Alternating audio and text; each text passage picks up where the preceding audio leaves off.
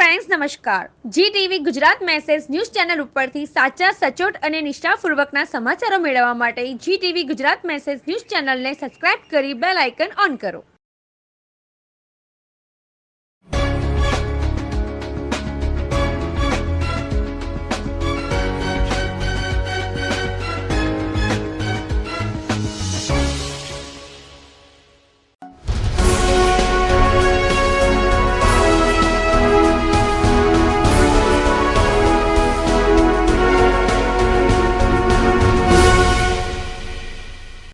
તમે જોઈ રહ્યા છો જી ટીવી ગુજરાત મેસેજ ન્યૂઝના સમાચાર વિસ્તારથી। વાઘા બોર્ડર પર રાત્રે 9:30 વાગે પાકિસ્તાને અભિનંદનને પરત કર્યો।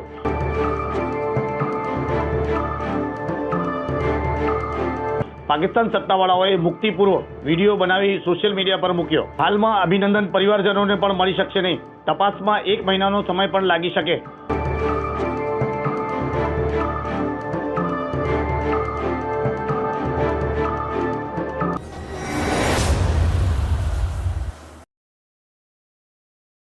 વિંગ કમાન્ડર અભિનંદન વર્ધમાન શુક્રવાર રાત્રે પાકિસ્તાનથી વતન પરત આવી ગયા।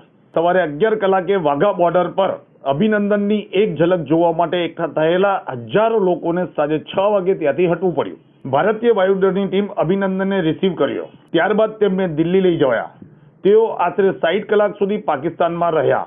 અભિનંદનને સવારે છોડવાના હતા, પરંતુ ડોક્યુમેન્ટેશન પ્રક્રિયાના કારણે છેક રાત્રે 9:30 કલાકે તેઓ ભારતમાં પરત થઈ શક્યા હતા।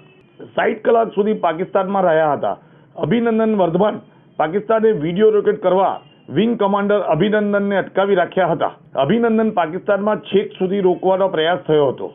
અભિનંદન હાલમાં ઘરે જઈ શકશે નહીં। સઘન તપાસ થશે। એરફોર્સ પૂછપરછ કરી સરકારને જણાવશે, પછી રો અને આઈબી અલગ અલગ તપાસ કરશે। આ પૂછપરછમાં ખૂબ જ મહત્વની મનાય છે। રો અને આઈબી અલગ અલગ અભિનંદન સાથે પાકિસ્તાનમાં થયેલા વ્યવહાર અંગે ડિટેલ તૈયાર કરશે।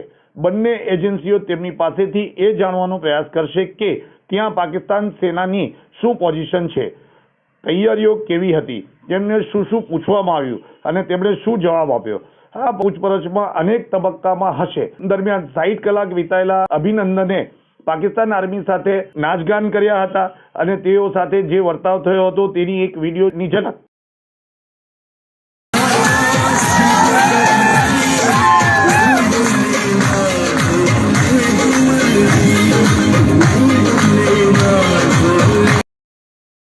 मेरा नाम विंग कमांडर अभिनंदन है।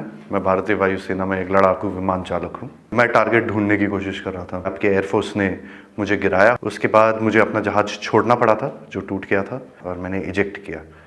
इजेक्ट करते ही उसके बाद जब मेरा पैराशूट खुला और जब मैं नीचे गिरा, मेरे पास पिस्तौल थी और लोग बहुत ज़्यादा थे और मेरे पास बचाव का सिर्फ एक ही साधन था। मैंने अपनी पिस्तौल गिरा दी तो मैंने भागने की कोशिश की।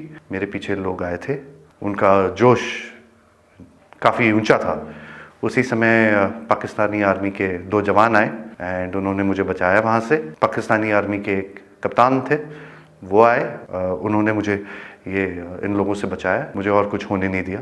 फिर वो मुझे अपने यूनिट तक लेके गए जहाँ पे मुझे फर्स्ट एड दिया गया एंड फिर उसके बाद मुझे हॉस्पिटल ले जाया गया जहाँ पे मेरी जांच हुई और मुझे और एड दिया गया।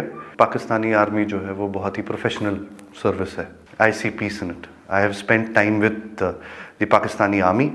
आई am very impressed. Indian media बात हमेशा बढ़ा चढ़ा के कहती है, जो छोटी सी चीज़ होती है उसका बहुत ही उसको इतना आग लगा के, इतनी मिर्च लगा के बोलते हैं वो, उसमें लोग बहकावे में आ जाते हैं।